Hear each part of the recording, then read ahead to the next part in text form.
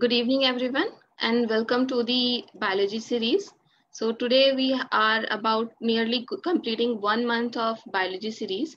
And today we are introducing to our speaker who will be talking about the anatomy and physiology of renal system. He is Dr. Shreyas Chawathay. He is a junior resident in the Department of Anesthesia, Critical Care and Pain at the Tata Memorial Center, Mumbai. His research includes cardiac and renal critical care, post-operative outcomes, bioethics, and patient safety. Today with us, our moderator and commentator is Dr. Monika Pathania. She is Associate Professor at AIIMS Rishikesh. She is also Sub-Dean Research and Nursing. Her area of interest include lifestyle-related non-communicable disease disorders, health, mind-body medicine application, integrative medicine to bring real evidence-based knowledge while trying to incorporate the best of conventional and complementary medicine practices. She started first of its kind of lifestyle disease clinic at AIIMS Rishikesh. With this introduction, I would like to welcome Dr. Monika to say a few words of today's talk.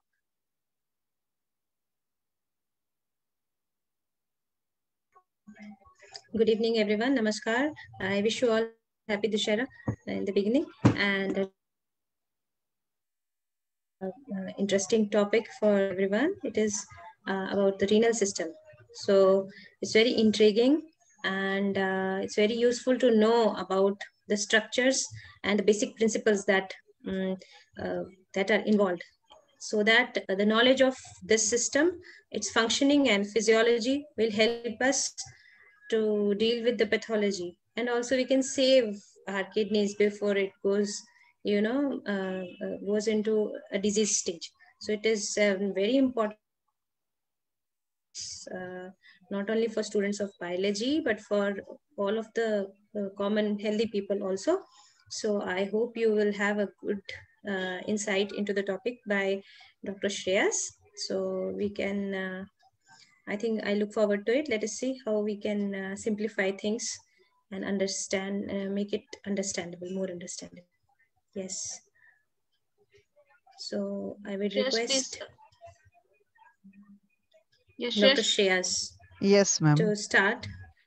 Yes, ma'am. Thank you so much for giving me an opportunity for making myself a bit more aware of the renal system as well, so that I would be able to present it here. Today, we begin with understanding the physiology of excretion and osmoregulation on the basis of the anatomy and physiology of the kidneys. So I would like to present my slideshow. And I would like to start with describing the structure of the kidneys, which consists of two bean-shaped organs present in the abdomen in the lower region, called as the hypochondrium on both sides. Basically, they are considered to be organs which are behind the cover, called as the peritoneum. So they are the retroperitoneal organs. And I'm having some concern with getting started at my slideshow. I'll just have a look and let me see how do I come back with it. Okay.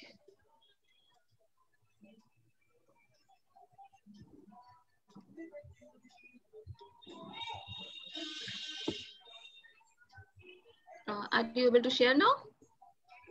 I think, ma'am, it shows that the file type I need to, yeah, I'll now share my screen. So Okay. We'll start. Yeah. So, okay. So is it visible? Yeah. Okay. So as we have introduced in the beginning, that we'll be speaking about the anatomy and the physiology of the renal system. And thus we will understand excretion and osmoregulation, which means how the fluid goes out of the body, which is taken inside, and how various fluids and substances are regulated within the body. To look at the physiology, we need to first understand the anatomy of the kidneys. As we already introduced that the kidneys are present in the hypochondrium, that is the upper abdomen just below the rib cage. And they are behind the covering called as the peritoneum, which covers all the organs within the abdominal cavity. in terms of how we describe structures in anatomy, they are located between the 12th thoracic and the 3rd lumbar vertebrae. The right kidney is slightly lower, while the left kidney is a bit in the center, near the center, because there are the liver and the stomach respectively on these sides. On an average, the size of a kidney is about 11 into 6 into 3 centimeters, and it consists of two portions when we see the microscopy. So this outer area is called as the cortex, and the inner area is called as the medulla. The cortex mainly consists of certain structures called as the glomeruli, while the medulla consists of basically the tubules, and the medulla is thrown into various pyramidal structures called as the pyramidal lobes. The medulla also consists of the blood vessels which go into the kidney and come out of the kidney, along with the renal calyces, which are the areas where the urine gets collected, which converge to form the pelvis and then the ureter. The ureter then goes back and it connects to the bladder. The bladder connects to the urethra, which is connected to the exterior through which the urine passes. And then when we look at these structures, there are blood supply as well as venous drainage in the kidneys through the abdominal aorta at the level of the 2nd lumbar vertebra. And the aorta divides into the renal artery, and then it goes on as shown in this diagram from segmental to interlobular to arcuate and the cortical radiate arteries. Then they give rise to something called as the afferent arteriole, which then forms a capillary tuft, about 50 capillaries, and it forms the glomerulus. The glomerulus then gives rise to the efferent arteriole, and then these efferent arterioles form the vasa recta, the peritubular capillaries, which converge to form the cortical radiate veins, arcuate veins, and so on. It goes on to form the inferior vena cava, renal vein, which drains into the inferior vena cava. Looking ahead, we come back to this structure, which we described in parts before. This is the nephron. Nephrons are the structural and functional units of the kidney. Each kidney consists on an average of about 10 lakh nephrons in a healthy young adult male. And the nephron consists of this tuft of capillaries called as the glomerulus, which sits on an area which gives rise to the proximal tubule as we see it. This area labeled as number 1 here is the glomerulus, and it gives filtration. It filters the fluid. It's like a capillary bed in which the fluid comes into the kidney through the afferent arteriole, and it kind of squeezes the fluid into the proximal tubule. So the space into which the glomerulus squeezes the fluid is called as the Bowman's space, named after the discoverer. Now we see the proximal tubule goes on to form the loop of Henle, this thin loop, which then becomes thicker as it ascends upwards. And the proximal tubule and the loop of Henle form the distal tubule. The distal tubule then gives rise to the collecting tubule, and then these collecting tubules converge to form collecting ducts. And we have seen before that there is cortex and medullary differentiation of the kidneys. So the cortex mainly consists of this glomeruli and the arterioles, while the medulla consists of these thick ascending and thin descending loops of Henle. The cortex also consists of the distal convoluted tubules and proximal portions of the collecting ducts, while the medulla consists of distal parts of the collecting ducts. Moving on to see, we have seen before that there is an area which is of the distal convoluted tubule. It just sits between the afferent and efferent arterioles. So this portion is called as the juxtaglomerular area, and it has 3 important components, which consists of the macula densa, which is part of the distal convoluted tubule of the same nephron. Then there are certain cells called as the granular cells or the juxtaglomerular cells, which secrete a substance called renin, which helps in certain endocrine function of the kidney, which we'll be seeing further. And there are extraglomerular mesangial cells. These cells help in wear and tear of the glomerulus repair. Repair of wear and tear is done by the mesangial cells. Now, once we know the anatomy, this sets the stage for us to understand the physiology of the kidneys better. Going on to renal physiology, we see that the kidneys have 2 functions mainly, the excretory function and the endocrine function. The excretory function consists of 3 processes, the glomerular filtration, tubular reabsorption, and tubular secretion. We'll come to it in some time, but then we need to get a broad view. So we'll also now speak of the endocrine processes that happen in the kidney. So the kidney helps in regulation of calcium and phosphate metabolism. Certain hormones like the parathyroid hormone are acting on the proximal tubule of the kidney of the nephron. And certain vitamins like vitamin D is activated in its final active form by the second hydroxylation in the kidneys. Further, we see that there is a system called as the renin, angiotensin and aldosterone system, which we will speak about in the next few slides, which after some time. They help in maintaining fluid and electrolyte balance. There are certain kinin systems which are exactly what do they do, we do not know, but they help in coagulation cascade as well as certain processes related to inflammation and regulation of function. And finally, we have this erythropoietin, which has by an error come to this side down. It is a hormone, or it's a substance which helps in improving red blood cell count by acting on the bone marrow. Okay, now we go further to see the glomerular filtration process. So there is a process called the filtration, which happens by the virtue of the anatomy of the glomeruli, which consists of some fenestra in them, some slit-like processes in them. So these slits are about 8 nanometers in diameter, and they are called as the filtration slits. They do not allow any substances beyond 8 nanometers, and up to 4 nanometers, they are able to get the substances through them. So they are also negatively charged. So any negatively charged particles are or substances are repelled from them. And only ions, water, glucose, and certain other molecules which are smaller easily pass through the glomerular capillaries and form the glomerular filtrate. Normal amount of filtration is 125 ml every minute.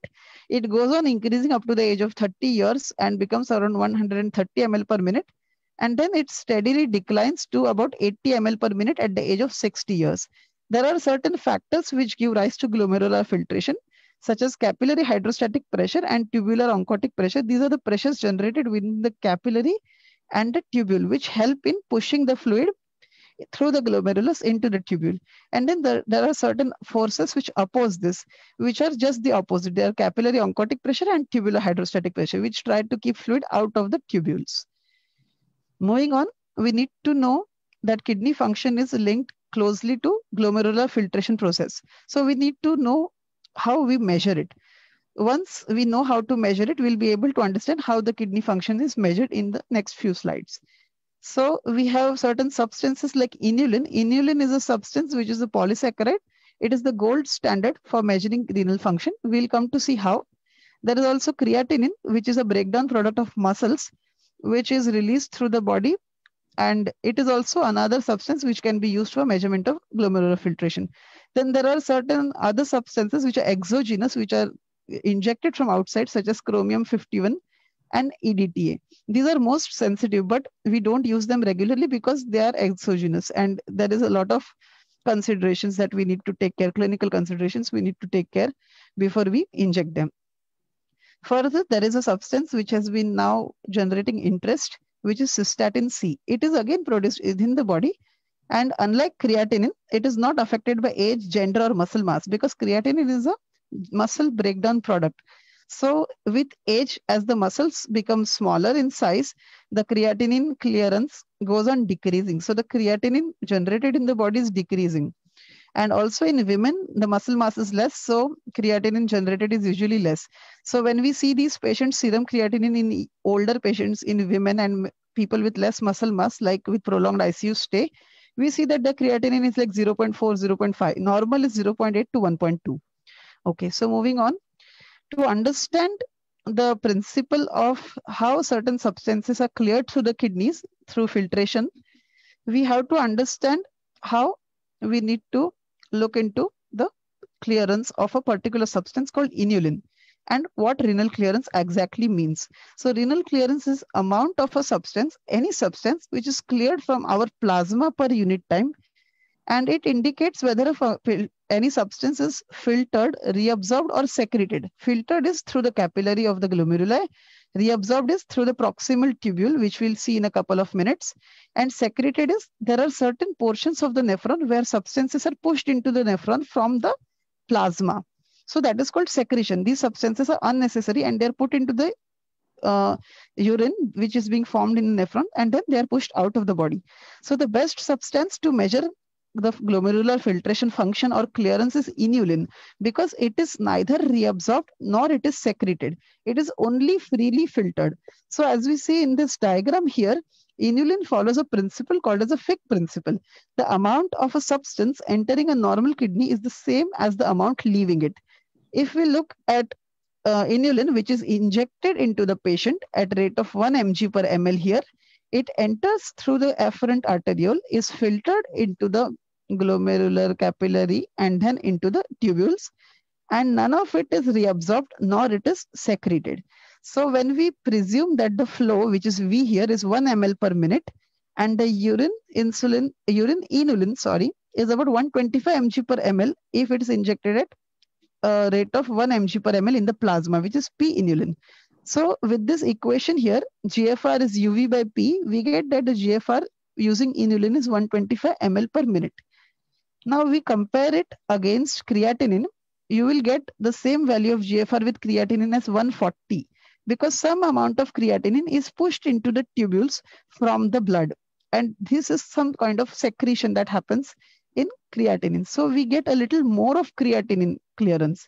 So creatinine clearance overestimates renal GFR, which thus overestimates the kidney function or the glomerular function. Looking further, not all the plasma which goes through the afferent arterioles to the efferent arterioles and to the kidneys is pushed into the urinary space to form urine. Some of it is pushed, which is about 20%. This is called as the filtration fraction. So the filtration fraction is defined as the ratio of flow rate of the fluid which is filtered through the glomeruli to the plasma flow rate per minute. Looking ahead, we now come to understand better what is reabsorption and what is secretion. The best way to understand is through the kidney glomerular tubular function. The proximal tubular function. So proximal tubules are metabolically active, but most of the activity of the proximal tubule consists of reabsorption of substances. Filtration, filtrate which enters the proximal tubules from the glomerulus consists of about 70% of sodium and chloride, 90% of hydrogen, and lots of glucose, almost all of glucose, which is pushed through the glomerulus into the proximal convoluted tubule, is then reabsorbed. So the amount of reabsorption here is 65% of sodium is reabsorbed, almost 100% of glucose is reabsorbed, 50% of chloride, 65% of water, and 90% of bicarbonate is reabsorbed. So basically whatever enters into the proximal tubule is reabsorbed. So we need to understand that they are very significant in maintaining fluid and electrolyte balance. And there are certain substances which are excretory products which are not needed by the body. They are secreted into the proximal convoluted tubules, which include hydrogen ions and ammonia. And there are certain products which don't enter, such as blood cells and plasma proteins. They don't enter this filtrate. They are basically filtered away. They are filtered out. They are not filtered into the tubular fluid, into the kidneys or the nephrons. There are certain substances which are considered to be outside of the body, the xenobiotics, which are not present in the body normally, such as the drugs. So the drugs are also eliminated from the proximal tubules into the distal convoluted tubule through the loop of Henle. There is a system which further helps in reabsorbing or maintaining the fluid and electrolyte balance. This is called as the countercurrent multiplier system. It helps in producing concentrated urine by generating an osmotic gradient. It basically helps in reabsorbing water and again reabsorbing certain electrolytes depending upon the amount of these substances which go on increasing or decreasing from the proximal convoluted tubule across the loop of Henle and then to the distal convoluted tubule. So as you see in this diagram here, there is some amount of osmolar fluid which enters the PCT and it gets more concentrated. So 300 milliosmoles per liter becomes 400 and then 400 becomes 600 as it enters the early portion of the loop of Henle, which is the thin descending portion. Here, since the osmolarity increases, the body senses that we need to have more water in the body because the tubule has so much of other substances than water. That's why it is concentrated fluid there. So the body presumes that there is not much water in the body. That's why there is so much of concentration happening there. So it causes water to escape out of the tubules and enter the blood. Now this causes further concentration of the fluid in the hairpin bend.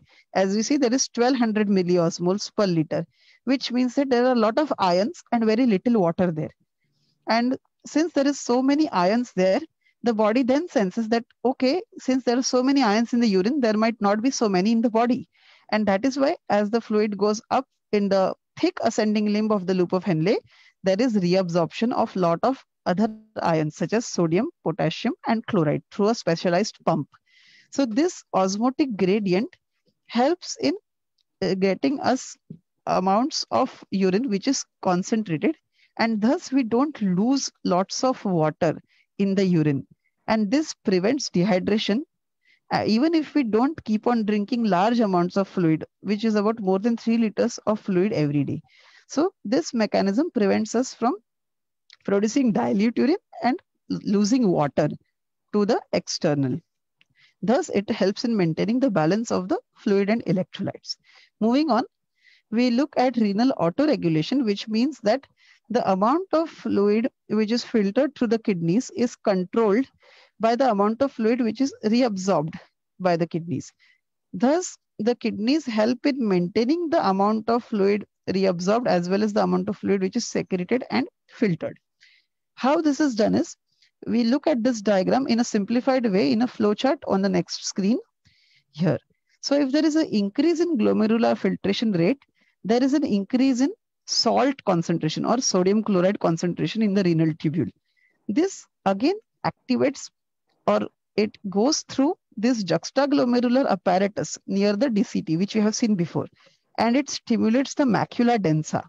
The macula densa then produces a substance called adenosine, which is a vasoconstrictor. And adenosine, as we see here, it acts on these A1 receptors. And when it acts on these A1 receptors, it causes vasoconstriction and it decreases the amount of renin secretion in the afferent arteriole. We'll come to see what renin is in the next few slides.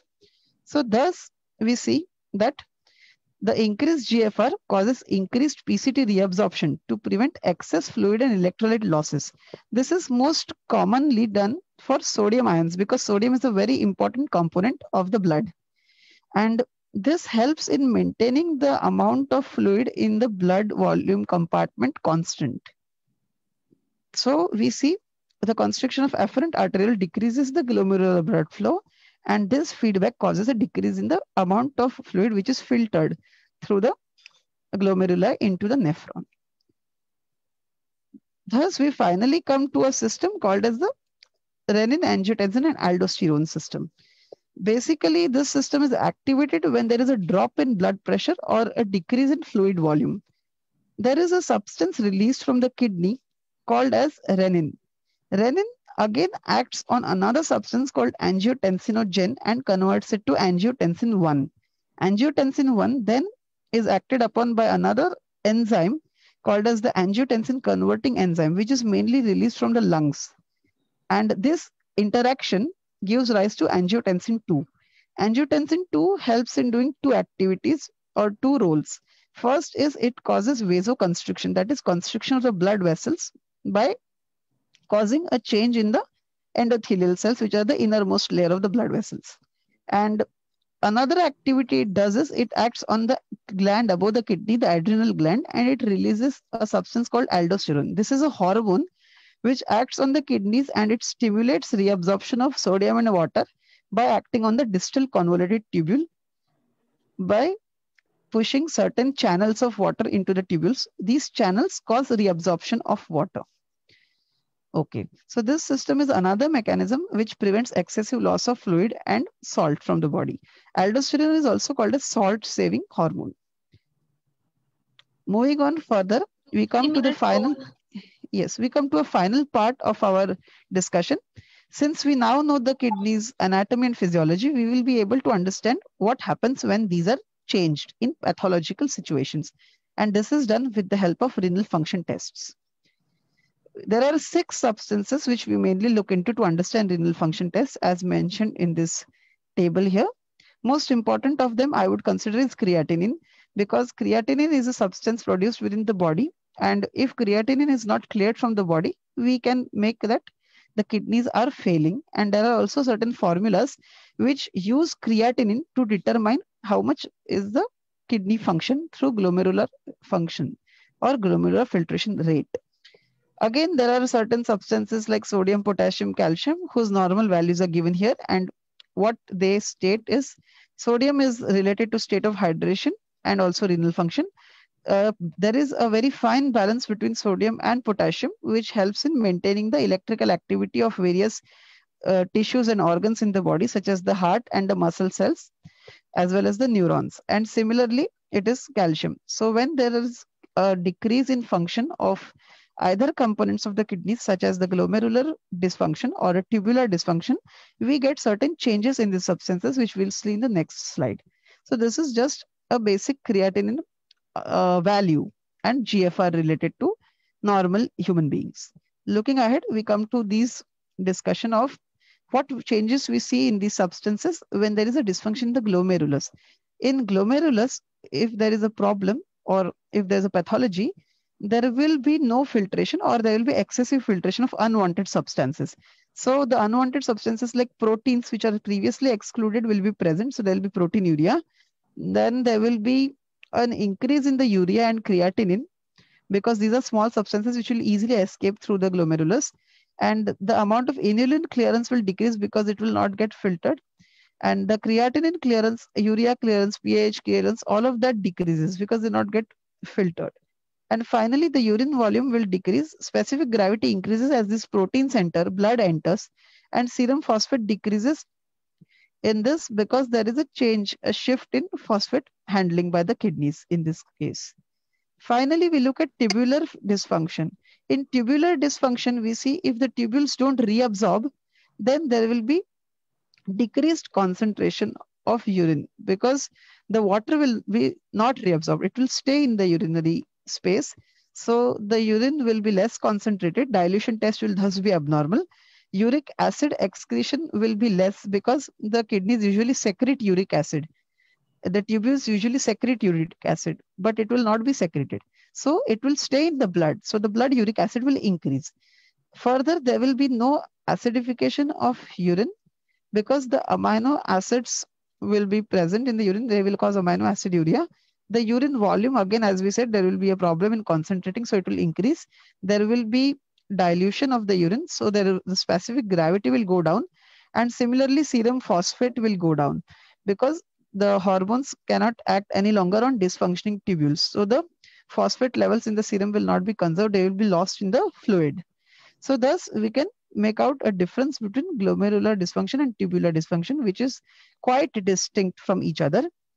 And as a summary, we would see that there are certain short points which we need to understand kidney function, such as the endogenous substance used for clearance test is creatinine, exogenous is inulin, and there are certain physical characteristics which change with dysfunction in the kidney, such as the volume, the appearance, color, odor, specific gravity. There is a device called as a urinometer, which helps in measuring the specific gravity of urine. We dip it in the urine and it floats at a level. The level is considered to be a specific gravity reading. Further, there are certain abnormal chemical constituents which are not present in normal urine, which are ketone bodies, proteins, blood, bile, and bile salts pigments. And finally, if we need to understand what happens in diabetes, the glomerular function is affected and the glomeruli are injured in diabetes. So there will be presence of albumin, which is usually repelled by the glomeruli. And the albumin enters the urine. Earliest test to find out diabetes is microalbumin test in the urine. And finally, the renal tubular function is assessed based on the specific gravity, the concentration test, the urine volume, osmolarity, dilution, and acidification, which are certain processes which we have not touched upon, but we have considered them by and large. So this is a short summary to understand the renal function tests, and which we will be able to understand once we got a hold on the anatomy and the physiology of the kidneys. Finally, as we know, in a number of circumstances, we have to see that once we have a patient post-operatively, we need to give them fluids and electrolytes. And many times we make mistakes in understanding what amount of fluids to be given, what electrolytes are to be given to the patient. So as a result, we need to see in a very short, summarized way, how do we look at kidneys as renal anatomy and physiology. So they are bilateral abdominal organs useful in maintaining fluid and electrolyte balance.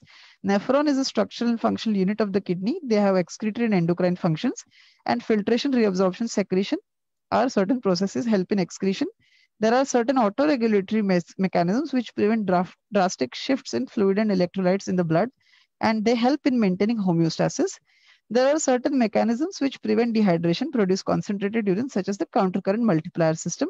And finally, as we know, testing for creatinine and GFR help in diagnosing some important kidney-related disorders. Okay, so as I was discussing before, we sometimes give fluids to patients who don't need them post-operatively, or we give them certain electrolytes which may cause certain shifts in them.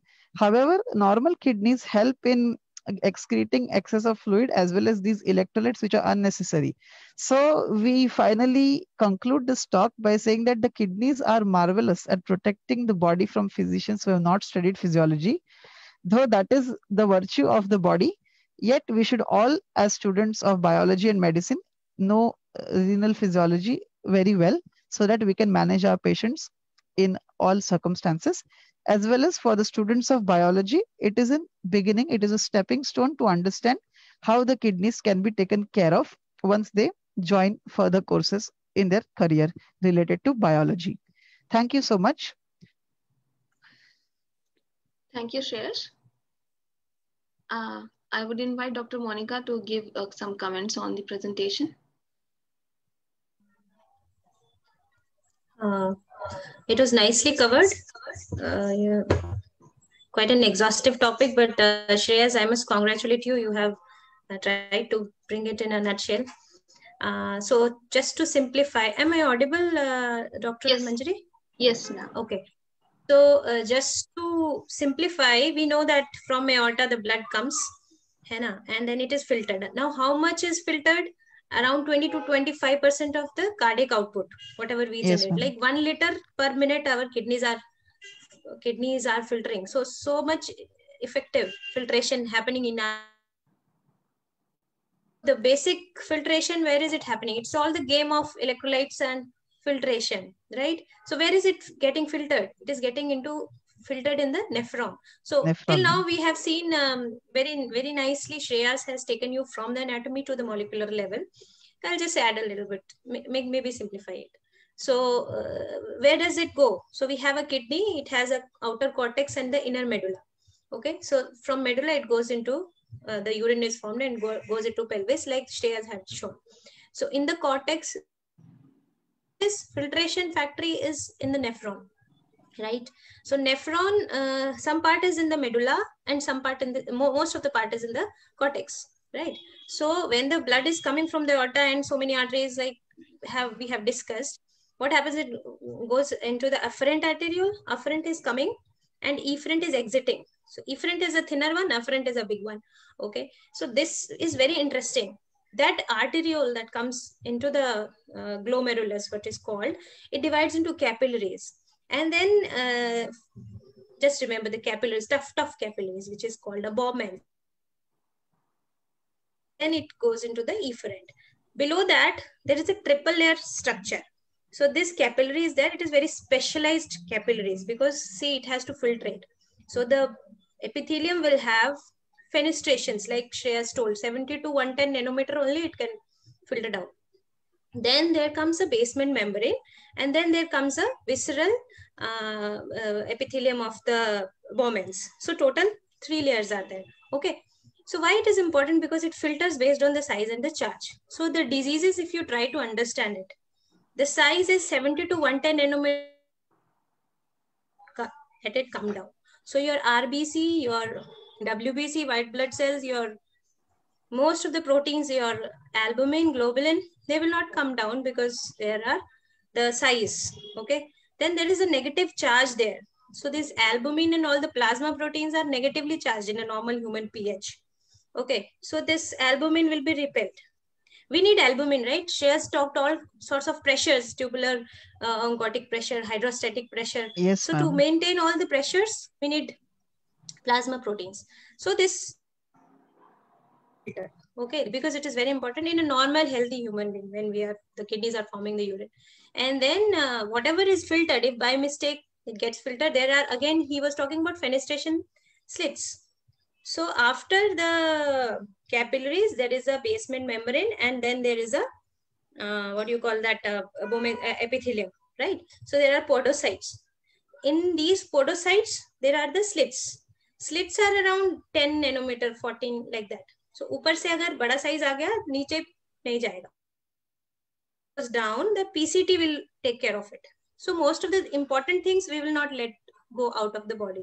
क्योंकि वो already you have absorbed those glucose, amino acids, proteins from your food and from the liver. It is, you can't waste it like that. So body is very particular that there is no wastage. So it stops there. Or the PCT also tries to, take everything, most of it, sodium around 60-70% it takes inside. So it is called reabsorption, because already it was absorbed in the GIT. Again, it is being reabsorbed inside the body. Okay. So loop of Henle. So loop of Henle is not in the cortex, it is in the medulla. So medulla is very interesting. Medulla is having all salty leak. So that part, descending part, will have water coming out. So any water, so otherwise, 180 to 200 liters, तो ऐसे ही चला जाएगा, फिर हम क्या करेंगे? So descending loop of Henle will take out the water, aquaporins are there, and the ascending one will take out all the electrolytes, like Shreya mentioned about sodium, calcium, magnesium. So these are important electrolytes. So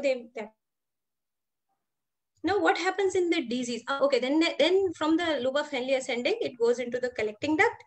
A collecting duct is like a sewerage pipe. So it will be connected to so many nephrons. And this collecting duct is also in the medulla. From the medulla, it goes out in the renal pelvis, urine banke, it goes out. Okay? All the waste products, the most waste products, like which are secreted in the urine, are like hydrogen ion and ammonium, most of them. Okay, rest of all sodium, we can't just lose it. Okay, so when disease happens, some diseases happens at the basement membrane part. Okay, so what happens, sometimes the charge is neutralized, like a disease called minimal change disease. So उसमें charge गड़बड़ हो जाता है. कभी-कभी the pores become wider, podocytes का pore ये खराब हो जाते हैं. Then the holes become bigger and albumin starts draining out. Okay, so there are certain diseases like that. So that is called proteinuria. If it goes more than 3 per 24 hours agar chala jaye, usko bolte proteinuria. So it happens, like Shreyas discussed, in diabetes and hypertension. It can happen. Your podocytes can get affected. Your basement membrane, like certain drugs or certain diseases, can produce antibodies that start killing that membrane. Okay, the same, it's very interesting to know that glomerular basement membrane and the alveolar basement membrane has same type of collagen. So there are certain diseases which, when affect the basement membrane, will affect the kidneys, bones, and also the alveolar. So there are certain diseases when the patient will have RBCs coming out of the blood. Usually RBCs have big size, as I mentioned before. So when the RBCs come out more than 4 in a high par field, that is called as hematuria. So when that is coming out, that is, there are some diseases that cause anti-GBM or anti-glomerular basement membrane antibodies. So what will happen? The RBCs will start coming out, patient will start having hematuria. And if the same, as I mentioned, basement membrane type present in the alveolar basement membrane also. So in the lungs, the patient may have hemoptysis also at the same time. So that is called Good-Pasteur syndrome. So there are very kind of interrelated, because the human body is interrelated, right? So you have to protect your kidneys. How do you protect? So once you know all this, how can certain painkillers that we usually take, just, at the nick of the hour, we take, okay, dard ho rahi hai, chalo kha lo. NSAIDs that cause the maximum damage if you're taken for a longer duration of time. Okay. Painkillers very frequently. And certain diseases like diabetes, hypertension, they already create background of kidney diseases in old patients. So old patients already with age, the nephrons number will reduce. We have around 2.4 million nephrons in both the kidneys, the factories. So the factories start shutting down when you age. So if you give, and the pains also come to those old age people. So we should avoid giving NSAIDs, to elderly, especially to hypertension, because that will already they have less store of filtration factories. It will reduce more. So as a student of biology, and even other people also should take care of this.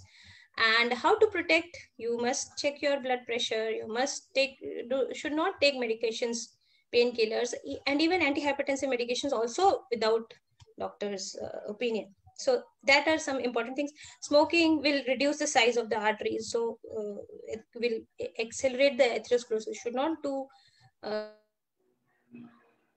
alcohol, all these toxins. Your kidneys are doing a hard work in filtering all this, which is not natural. So we try not to overburden them. Manjari, do let me know when the time is. Yeah. Do I have time? We have exceeded a bit, but I think we have interesting talk, then we can continue. That much only. I think we should protect our kidneys. It is very important, because once the nephrons are gone, you cannot regenerate. There is a condition called chronic kidney disease. It is very common because diabetics are increasing, hypertensives are increasing. So what is happening? And they are taking medicines from here and there, and there is a big epidemic happening. So once the nephrons are shut down or damaged, what you have to do is you have to give a renal replacement. You have to replace it. So who will filter all this 180 liters of fluid every day with all the toxins of the blood? Ultimately, it's your blood. So who will filter that? You have to support it. So that is supported with what is called as renal replacement therapy. So, but it is not that easy. It requires a lot of resources. So a country like us, we should take care of the kidneys so that the thing doesn't go up to the level of renal replacement. And then the final, what is the final thing after this is just a makeshift arrangement of renal replacement. Like your daily wastes are taken, and through the osmotic membrane principle in the dialysis, it is, removed, the toxins are removed and the blood is sent back. So you are, for a few days, you can in continuation with this collect. Yes, please. Ma'am, in continuation with this, what you are explaining, I want to ask, it is said always to drink more and more water. So how can this protect our kidneys, or how can you elaborate at the level of nephron? We should not drink too much of water is also not good. We should drink at a, normal, like 5-6 liters is enough. Don't overburden also. So too much is not good. Too little is also not good. So that is it. It is not that you keep on flushing your kidneys with water and everything. No, not like that. So there will be certain electrolyte abnormalities if you keep on drinking excess of water. That will also overdilute things. So there are certain diseases related to that. So we should not overdo anything. It's written, I'm just quoting one, Ati Sarvatra Varjayat. You always, avoid the excess, over thing. Yeah. Okay, ma'am. So I thank you, ma'am, and thank you, Shreyas, for a wonderful presentation. I have a question for you, Shreyas. Yes, you talked about the inulin. So this inulin, when you inject it through the injection into the blood, so after how much time you wait for it to filtrate, and then you see the filtration level?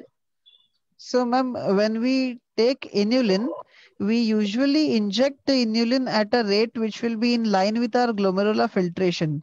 So the injection usually is like about 1 ml per minute. We give a bolus first, and then we give a maintenance dose. And then after a couple of hours, we take the urine. And then when we collect the urine midway, we also collect blood sample. And then we see how much is in the plasma versus how much is in the blood, in the urine. So that is how we look at the inulin injection dose, or the injection of inulin to test these clearance. Okay, maybe Monika ma'am can help me if there's something that I missed out in this. No, it's fine. Our GFR is 120 ml per minute. Yes, ma'am. So based on, yeah, we can do that. Yes, ma'am. If anyone else has some question, they can ask. We have here Priya Bhattu, Priya Mehra. Okay, I think there are no questions.